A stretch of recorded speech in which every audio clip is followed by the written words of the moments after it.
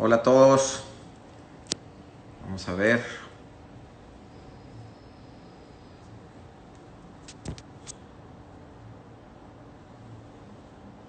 Hola Itzel, Joel.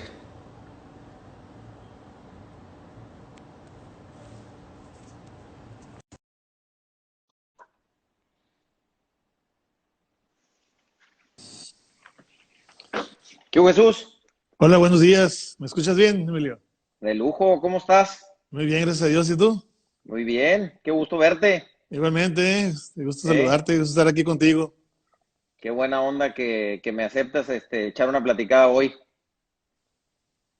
No, con mucho gusto, y sobre todo en este tema tan importante que Sí. pues en el que todos estamos bien involucrados, ¿verdad?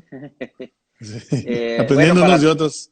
para todos, Jesús Gámez, sonorense, creo que pocas personas como tú, Jesús, les ha tocado tantos arranques de operaciones de manufactura de clase mundial.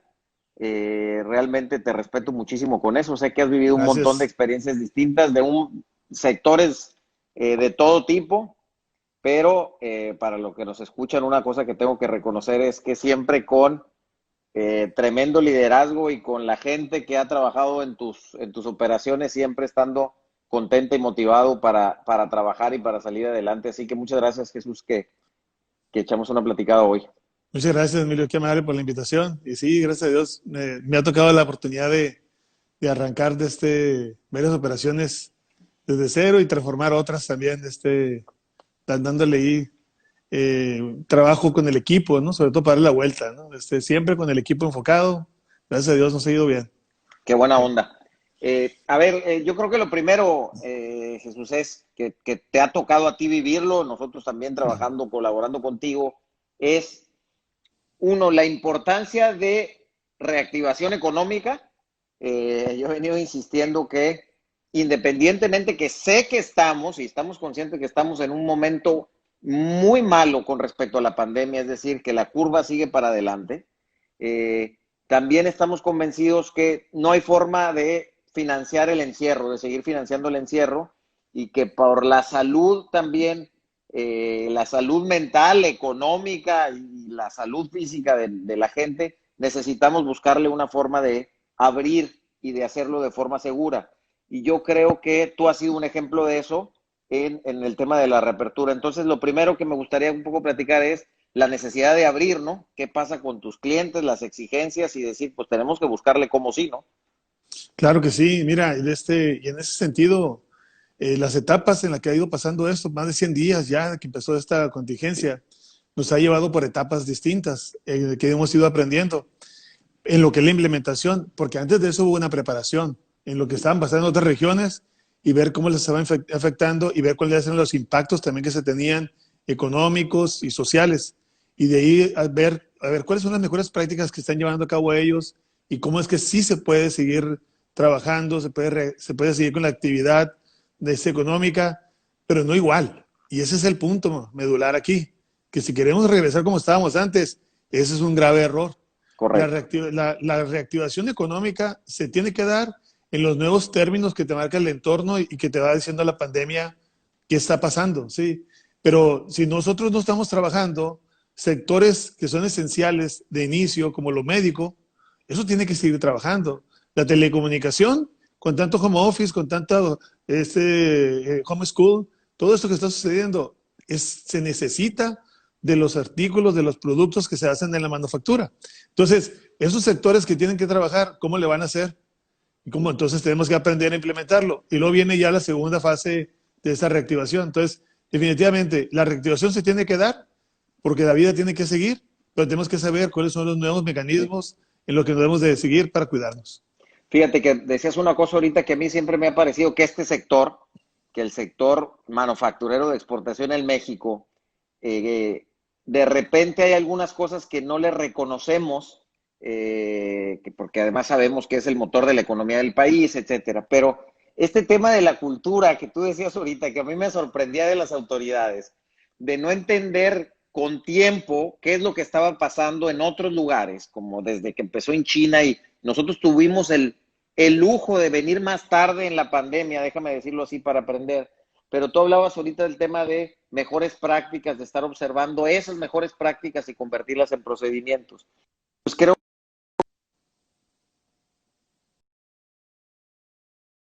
perdón, que tiene el sector y un poco preguntarte ese tema de la cultura de mejores prácticas, Jesús.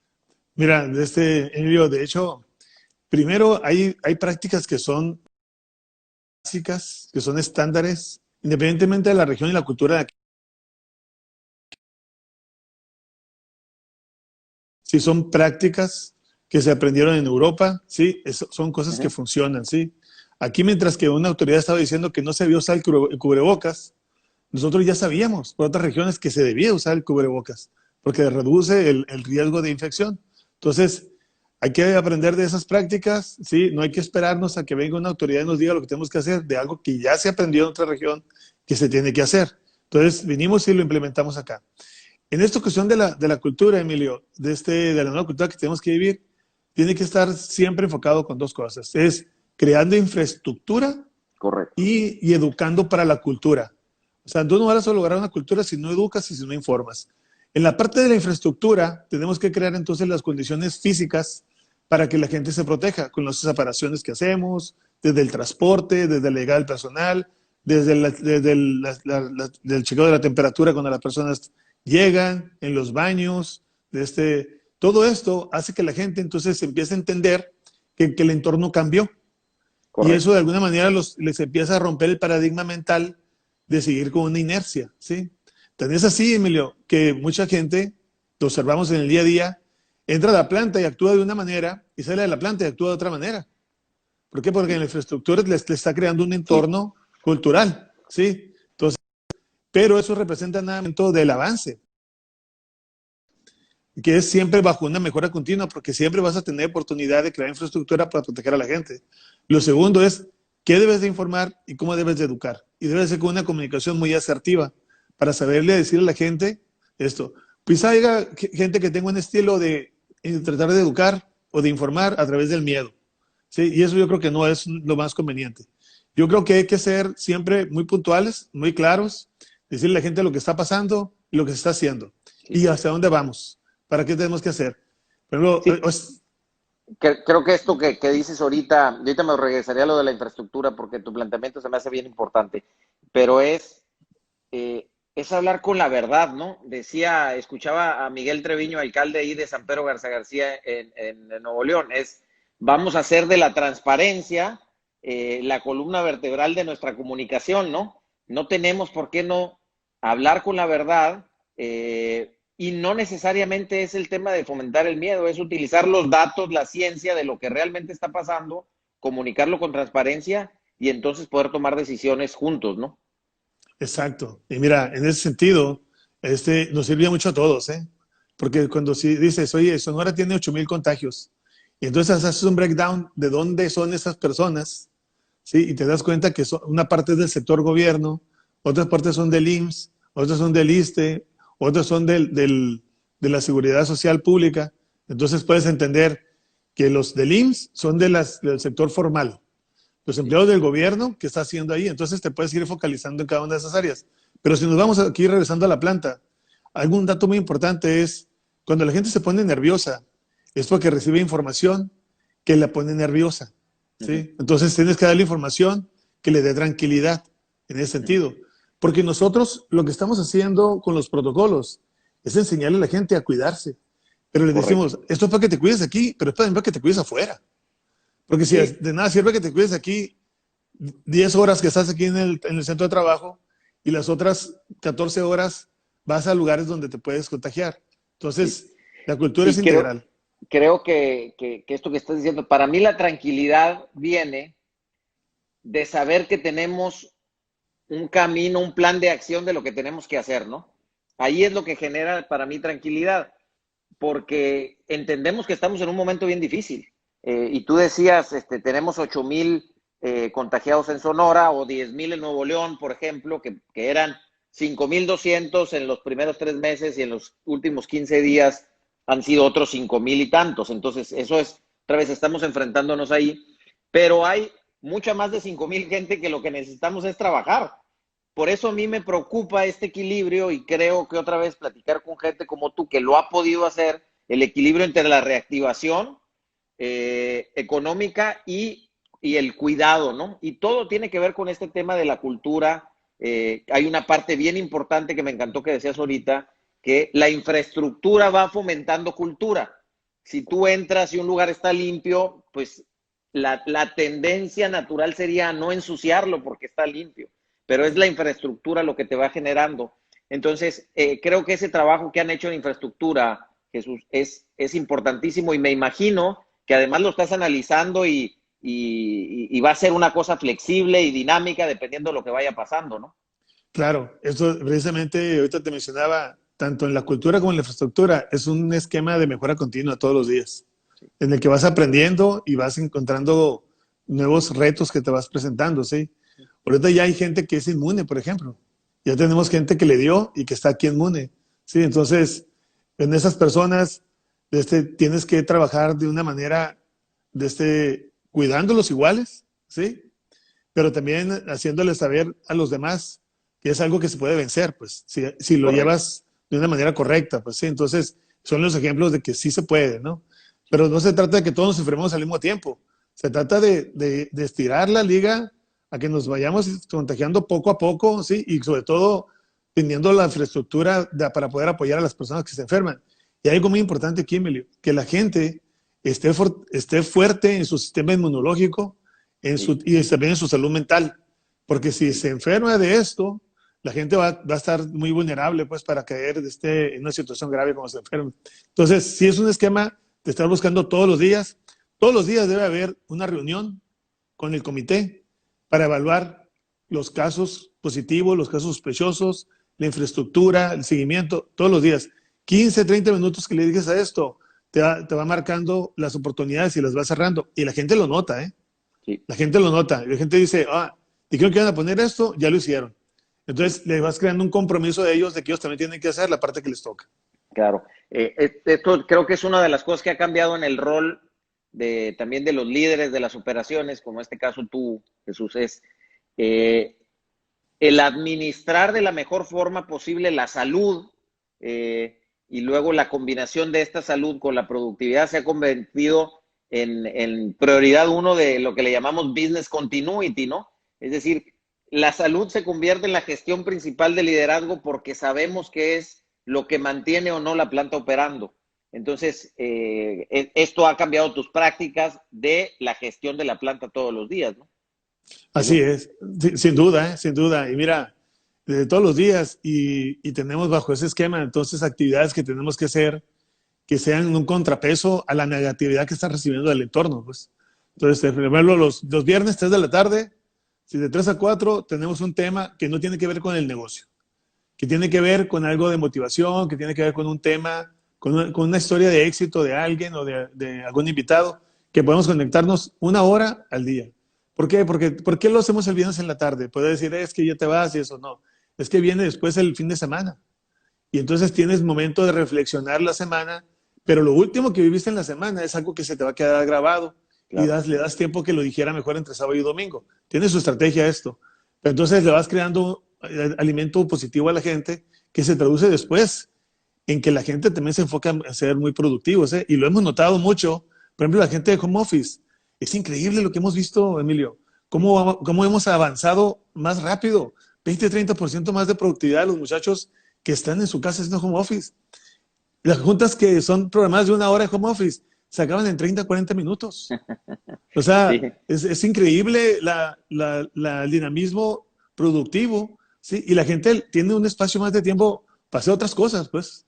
Sí, Ahora decías entonces, tú, Jesús, no, no volvamos, más nos vale que no volvamos a esta nueva forma como estábamos antes, que no pretendamos hacerlo, pero no solamente es porque el ambiente es distinto, sino porque hay cosas que esto nos llevó a innovar, a la mejora continua, como dices tú, que más vale que nos quedemos con esas prácticas que se convirtieron en mejores prácticas hoy gracias a que nos empujó la pandemia y que se conviertan ahora en la cultura, las prácticas, los rituales de la empresa, ¿no? exacto. Mira, hay cosas que ya van en tendencia, como el home office. Ujú. Esto nos empujó a que, ¿sabes qué tienes que hacer? Y nos ha enfocado a hacerlo de una mejor manera con los muchachos. Te voy a decir, había gente que hacía home office un día a la semana a lo mejor. Entonces, cuando pasa todo esto, les digo yo a la semana, oigan, si gustan venir por los monitores, por cuestiones ergonómicas. La mayoría dijo, no, gracias, estamos bien así. Pero no había pasado ni 3 días y ya estaban todos tocando a la puerta, venimos por los monitores. Entonces, ¿y qué más te podemos facilitar? Hay gente que se llevó su silla para trabajar más cómodo y está bien, porque hay que facilitarles y hay que Claro, tenerles la confianza para que seas que para que puedan sacar su trabajo por supuesto. adelante desde el lugar donde están.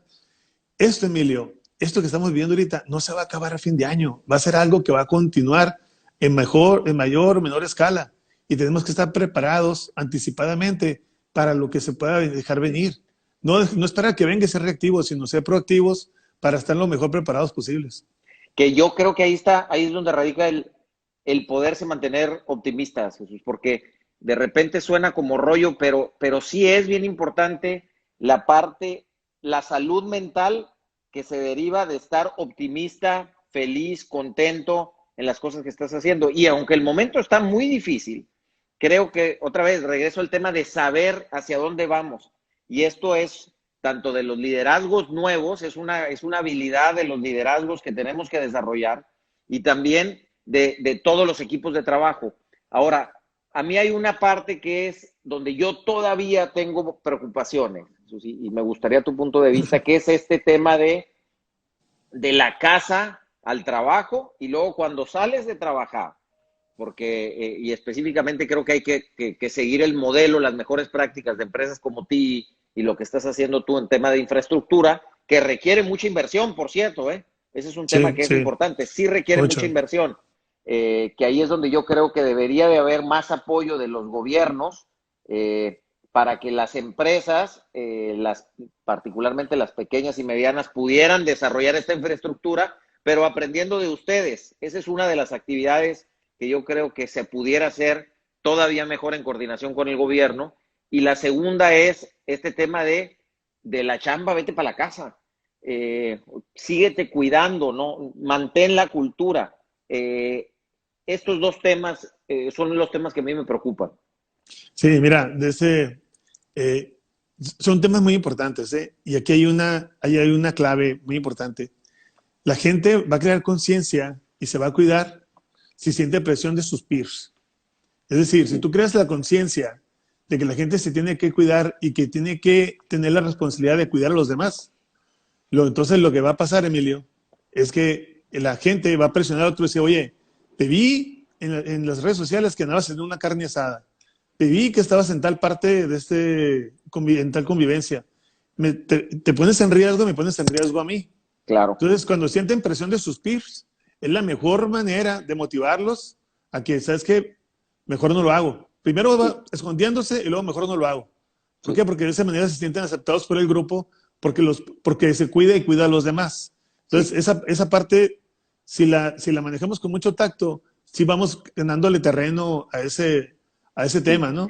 Fíjate, en el tema de change management, ¿no? Vemos que hay como tres grandes formas de generar el change management. El primero es a fuerza, que es un poco lo que hacemos en las plantas, porque sabemos que así tiene que ser, que es reglamento interior de trabajo. Como antes eran los lentes de seguridad y las botas de seguridad, pues ahora es la mascarilla, los Es, lentes o la careta, etcétera, ¿no? El lavado de las manos. O sea, ese es un tema de reglamento interior de trabajo. Ese es uno.